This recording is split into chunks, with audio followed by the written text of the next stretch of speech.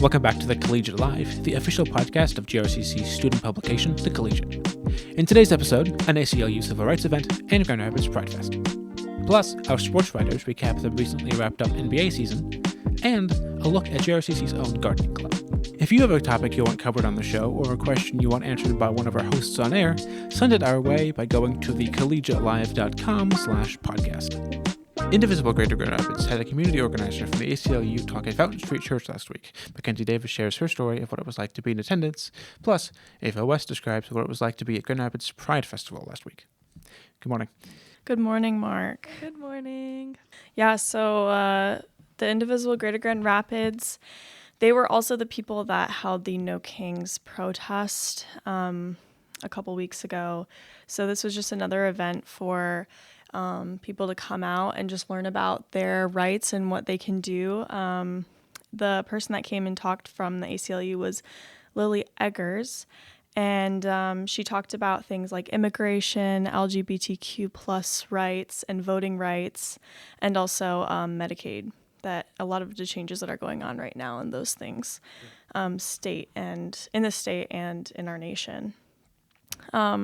It was just a lot of really interesting information, stuff that I didn't, it's like that stuff where you kind of know what's going on, but the details, kind of are covered up in a lot of those things. So it was really interesting to hear what she had to say. In terms of immigration, I can just read off some of the stuff that she talked about. One of the biggest things I thought was really crazy was she talked about the 287G agreement. Have you guys heard of that at all? I don't think so. So basically, what that is local law enforcement agencies are partnering with ICE, and there's 3 different partnerships that they can do, which I go into in my article, which you can find on thecollegiatelive.com. But a lot of it is just basically local law enforcement is doing the job of ICE. And there are 5 different places, counties in Michigan that have signed these agreements in different capacities. And you can find that as well in my article. But it's just really interesting to know that, there are communities in our state that are actually working with ICE. And it's just definitely interesting for people to know that. Right. Yeah. She also, LGBTQ, she goes on, there are multiple cases that the ACLU has taken to court. She talked about one, Gandam versus Trump, where a federal district court judge last week granted a preliminary injunction which blocks the Trump administration from enforcing its executive order that bans gender-affirming care in federal prisons. Right. So this was that was more of a hopeful thing to be talking about, just because, we'll take things as they come, and when people, are actually working together, and it's good to hear. So she also talked about the Supreme Court agreed to a case in Tennessee which basically bans transgender affirming hormone therapy for the youth, basically anyone under the age of 18. This was one of more of the unfortunate cases that she talked about. This context was just for this case. It doesn't mean that other places and states are going to be able now to deny access for youth, trans youth. But it was just interesting information. Sure. Yeah. So, if listeners want to know more, there's so much more about the Medicaid that she talks about and voting rights. One of the biggest things for Medicaid was right now there are being cuts made, and she said about at least $6 billion, which is one of the largest cuts we've ever had to Medicaid. So it's just really interesting information. If listeners want to know more about this, they can go on to thecollegiatelive.com and read the article. There's a lot of just good information to know. And one of the biggest things that Lily talks about is basically just reaching out to your local representatives, making sure that you're calling them and advocating for what you believe in. So, they know what the community is thinking in these cases, and we're putting pressure on these representatives to uphold what we believe in as a community. Sure. Yeah, I also know you covered the Pride Festival. What was that like? It was very, very hot, sure. But the community for sure showed up. People were handing out like free waters, and like if you walked up to like any booth, they had those like spritzer things and like the with the fans. And like at the beginning, I mean, the whole thing was really fun, but like at the end, a bunch of people were like asking me if I need to be spritzed because my face is just like completely red and I'm like covering. And I'm like, yes, thank you, but also, do you want an interview? Can I interview you for my story? But I think I only got like 1 or 2 no's, which is like very, very like unlike. It's a small amount to get. Yeah, small amount. Especially at such a big event. Yes, yeah. So what was the kind of atmosphere with everything going on? I'm kind of curious. Like, was it, I mean, did people mention it? Like, kind of what were the vibes? I think first and foremost, celebration and community, and like still like we're here and we're happy and we're proud.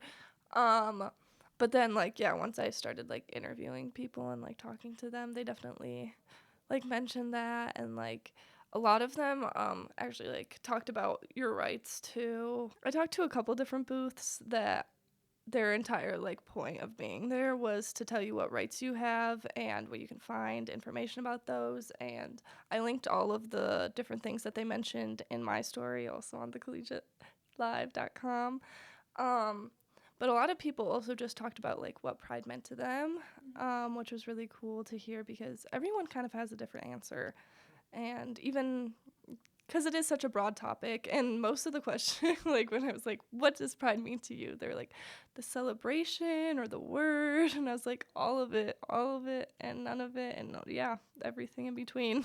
Well, it's good to hear that people, despite all the things that are going on federally, are still able to remember that the celebration is the point and be able to, be in a place where they feel accepted and just have a good day. So that's good to hear. Yeah. One of the reasons it might have been so hot there is because the entire nation has been going through an unexpected heat wave. We are in the end of June, so this is when temperatures start to rise, but not this much. Estimates say that tens of millions of people have been affected by this, especially in the Northeast, which is where we are. We're in the Midwest, but we're sort of occasionally we're in that, so we are affected by this. I was out of town in Arkansas at the time, so it was a weird. Michigan was actually warmer than Arkansas was for one day that I was gone because the heat wave was affecting Michigan. So Arkansas was, usually way warmer, but was beat by the heat wave. ABC News says that there were heat advisories in effect for over 150 million Americans from Texas to Maine, including the entire I-95 corridor, which that's a lot of people to be affected by this. I think the biggest thing about this too is, this is really affecting lower income communities where people don't have the necessary like air conditioning to be going through this type of weather. So it can be actually extremely dangerous for people. So we recommend, obviously staying hydrated and making sure that you have places where you can go to escape from the heat if you are in a situation where you don't have access to air conditioning. There's a page called ready.gov/heat, which has the government's official suggestions for how to stay safe in times of warmer weather like this. They suggest don't leave people or pets in closed vehicles, find alternative cooling options if you don't have air conditioning. Things like wearing like clothing can help. Finding shade. A lot of the things that are, generally what you do are more important when the weather gets this warm. Check on family members and friends, make sure that they're staying safe, making sure you're paying attention. Heat exhaustion, heat-related illnesses is a thing, so trying to be aware of how you're feeling, and if you or someone starts to show signs that they might be having more adverse reactions to this heat, trying to get them to safety, and make sure you're monitoring that as well. Yeah. And I think it's also important to note that the UV has also been a lot higher, right. So sunscreen is a must. Mm-hmm. CNN suggests that this was caused by what's called a heat dome, which is an occurrence where high pressure builds in an area, and so that basically traps the air from escaping that ecosystem. And so it warms up the area because the air can't escape, so that circulation is down, which is why a lot of this weather feels hot, but also feels humid because that it's causing that UV because the air is trapped, and so it causes those levels to rise. CNN says that most heat records are set within a heat dome. and the climate crisis is expected to make them more frequent, says CNN. So this weather is likely caused by the pattern of global warming, but is specifically significant because this is, not infrequent, but it is odd to have a heat dome like this that causes such a significant jump. I would also say, even keeping in mind that there are community places that you can go to that do have air conditioning, even like local churches that would be willing to take people in, I'm sure, if they needed a break from the heat, or even, different community centers and Libraries. Libraries. Are a really good one, yeah. Spots on this campus have air conditioning it's still, so if you need to come to GRCC's campus, if you're a student here, there's places like the library to go, and that has air conditioning spaces. So with this extreme temperatures, as an overview, just make sure that you are being safe. If you are interested in knowing more about your civil rights, you can go on to thecollegiatelive.com and read that story, and also check out Ava's story on the Pride Festival. It's just a really fun, good story, heartfelt to be reading, especially during these times. Next up, our sports writers Jack Walker and Jared Jabason give their thoughts on the recently concluded NBA season. Oklahoma City Thunder won the NBA Finals. NBA champions, first time ever for the Thunder. Good for them. Which I think is so surprising when they had, KD and Westbrook. This was not the group, Harden. Of the last 15 years that, I'd expect. But overall, though, just a really dominant season from them.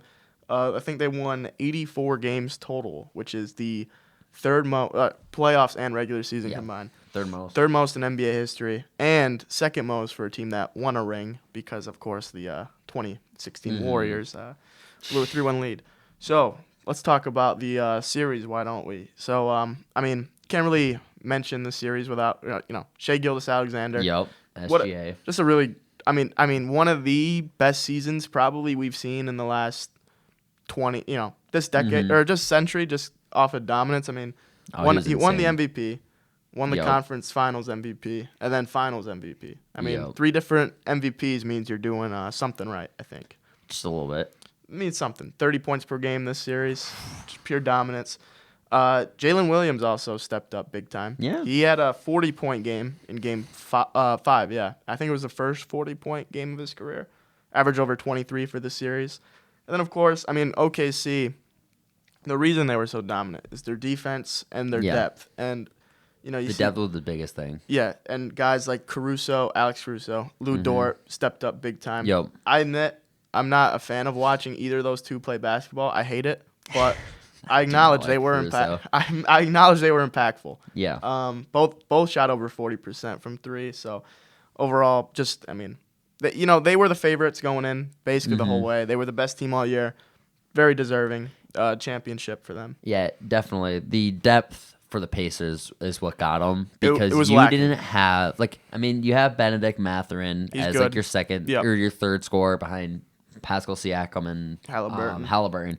But Halliburton getting injured in Game 6 and then Game 7. That was devastating, to say the least. Torn his Achilles? Tore his Achilles. He's going to be out for next year. Yep. The second he went to the ground, you knew it was over. It was just because he had such a fun. It was like a rejuvenating playoff run. You had so many game winners, so many comebacks. It was just fun to witness. Yeah, and he was going off. He was going off started, in Game 7.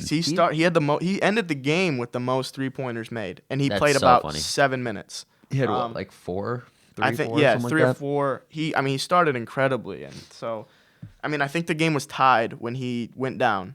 Yeah. And that just lost by 17. It's a big what if, Pacers fans it is a big what if are gonna be that's thinking fine. about Pacers are gonna they'll be fine, but next year is gonna be rough. They should just tank, Next year is gonna be rough. 2026, 27 they'll be back, but just him getting injured. It was no one wanted to see that. It was just a fun run he was on, and again he started the game on fire. He did. He was hot. It was looking like it was gonna be one of those iconic performances, Yep. And unfortunately, I think they could have won. I'm on that. I don't like the Pacers as a Pistons fan. I do not like the Pacers. I was rooting for them though. But I think I was rooting for them. I thought the Thunder played like a B-, C+ type of game. I didn't think they were at their best. No. I thought the Pacers could have easily won that game had he not gotten injured. Because one of the big things was the turnovers. I mean, that's what OKC does. Average 18, I think. Yeah, something game. like that. It was a lot. That's what OKC does well is they force turnovers. Yeah. That's their MO. And with Halliburton out, Halliburton's really good at just taking care of the ball. So as soon as he goes out, your turnover's going to skyrocket. And unfortunately, they had one too many. And yeah, so it was a disappointing Game 7. I thought it had all the makings to be a classic. The series itself was really good, but when the star player tears his Achilles in 7 minutes, it's just devastating. And we talk about depth.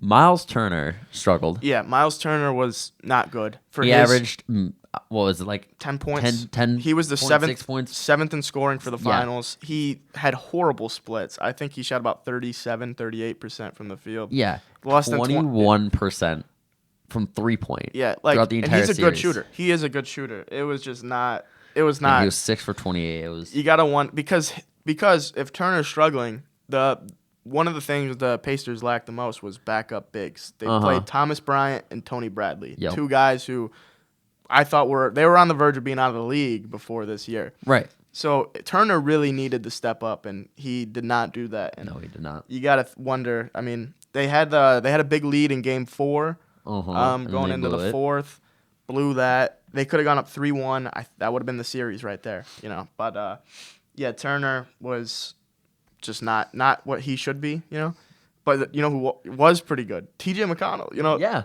I'm all here for the TJ McConnell resurgence. He's a fun player to watch. He is really fun. Because he does the same move every time, but it works. Just like his little post fade in the paint and the mid range. He's a funny. I mean, he had like 12 straight points in Game 7. The game was already over, but it was like there was a stretch for like 5 minutes where he was the offense. Just a fun player to see. Yeah, he is pretty fun. And then so Siakam I thought did his thing. He did all right. Siakam did the best that he could with what he had around him. Yep, I agree. Just overall, he led the Pacers in scoring. Yeah, I mean, Obi Toppin was kind of not great in Game 7, but I think he said himself after in the post game interview that once Halliburton went down, it was just kind of deflated. Yeah, it just deflated. It reminded me a lot. Now we have I'm gonna bring it to Lions quickly for the second in the NFL, but that feeling for the Pacers fans is what we felt when Hutch went down. It's definitely the very similar. We know that feeling. It sucks. Yeah, at least we had time to regroup. They had 3/4 of their season left, and unfortunately, you can't do much about that. But so overall, it was a good series though. Overall, Game 7. I enjoyed it. Game 7 was disappointing, of course, but they had the first game. You had the Pacers' big comeback. Halliburton hit the game winner with about 0.3 seconds left. That was fun. Yeah. There were some other great moments in the series. Game 6, it was a blowout, but seeing the Pacers just keep their season alive at home was pretty. Because Indiana's a great basketball state. Mm-hmm. It is the best basketball state in the country. It is. Yeah, right now, professionally, yeah. Just fan-wise, they're great. So it was cool to see that. But overall, I mean, the Thunder, again, it felt like it was their year. It felt like this had been building, last year, I think they were the 1 seed. I think they had an early exit to Luka and the Mavericks. It was a disappointing end, but you knew, they're a young team. They're a young team. You knew they were going to be back. So it felt like it had been building for some time. If you're the Thunder, you got to thank Paul George and the Clippers for this ring, for the 2019, and Kawhi Leonard for signing with the Clippers. Yeah. Only wanted to sign there if they got Paul George, because that trade basically kickstarted what we now know as the champion OKC Thunder. So they have a chance to become a potential, couple rings, I think. Mm-hmm. Really young team. You think they could be a dynasty? That's a tough question because the NBA now with the CBA agreement, it's hard to keep. I mean, we're seeing it with the Celtics. They're trading all their players right now, Porzingis and Drew Holiday. It's hard to keep. Rockets too. Yeah, it's hard to keep teams together now, but because they're so young and they have so many picks, I mean, they're gonna have to see some guys go. But that goes for every championship team. I think they're gonna be able to keep their core guys. There may come a time where Chet Holmgren or Jalen Williams or someone has to get traded, but as long as you have SGA, you're gonna be contending for a while. Oh yeah. So overall, I mean, very deserving ring. I'm looking forward to 100%. next season. Seeing the draft, free agency coming up. Yeah. Trades will be happening. So we'll see. Draft is today. So we'll see. But overall, yeah, I thought it was a good series. I'm glad it went 7. First time since 2016. Yeah. Again, although the ending was disappointing. Like I said, this was one of the most entertaining. It's definitely one of the finals. better. It was better than the last 2 years. That's for sure. I think it was better than 22. So because it was actually a battle. You couldn't actually pick before the series started the who best was thing going to win. You had to actually contemplate. Was it going to be the Pacers or was it going to be the Thunder? And the best thing is it was between 2 teams that had never won a ring before. Exactly. So it was cool to see some new blood in there and just having new faces. So overall, what are your final thoughts on the series? Oh man, I don't know. It was a fun series to watch. I'm excited for next season. Yeah. I'm excited. The Pacers they're not gonna be great next year, which is unfortunate. It's unfortunate. They'll be back. OKC's gonna be fun. As a Pistons fan, I can't wait to play them. We play OKC a couple times next season. I would not be shocked if they were back in the finals next year. Yeah, OKC. I would not be either. I think it'll be a new face in the East. I will not because of the Halliburton injury. But I would not be surprised if OKC's right back here next year. So no, I don't know anybody in the West that would be able to. Rockets maybe now with KD, but even then I still think they're far off and. They got rid of all their depth. I don't know what the Lakers are going to be. I don't know. Nothing. We'll see. But I would expect OKC back here next year. Yeah, I would too. And finally, managing editor Mackenzie Davis recently took a trip to the GRCC Gardening Club to see what they had in store. We started the garden on this area, but slowly kind of came over here. We added some pumpkin, as you can see over here. And these are varieties of pumpkins. I'm not sure if they're going to be the big ones or the miniature ones. And in the garden, there's always failures, which happens, and it's okay. Like this one is dead. Growing up, I always wanted to do something with gardening, and I started doing my gardening. And I think 2021 when I first got my house, and I was like, okay, I want to grow something. Now we've got a garden bed, and then there's a lot of different things.